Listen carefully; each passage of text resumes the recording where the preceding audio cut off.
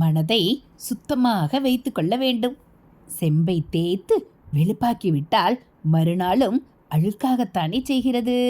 மறுபடி தேய்க்க வேண்டும். இதேபோல் நாம் சித்தத்தையும் விடாமல் அனுஷ்டானத்தால் சுத்தம் செய்து கொண்டு இருக்க வேண்டும்.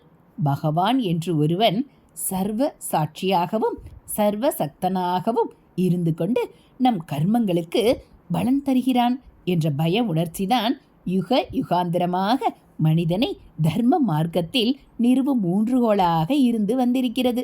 தேவர்களுக்கு நம்மை போல மூப்பு மரணம் இல்லை. அவர்களுக்கு நம்மை விட சக்தி அதிகம்.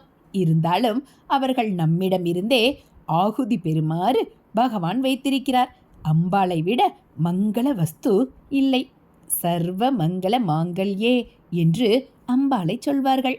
அவர்களுடன் சேர்ந்திருப்பதாலே பரமேஸ்வரனும் மங்கள ஸ்வரூபியாகிறார். மங்களமே வடிவான அம்பிகை மகா சுமங்கலி.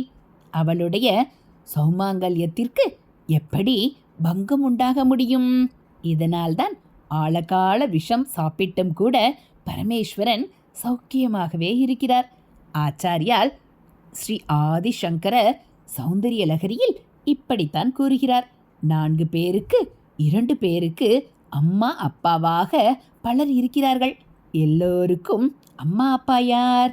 பார்வதி பரமேஸ்வரர்கள்தாம் என்பதை உண்மையாக புரிந்து கொண்டு விட்டால் நாம் எல்லோரும் அவர்களுடைய குழந்தைகள், சகோதர சகோதரிகள் என்கிற எண்ணம் வந்துவிடும்.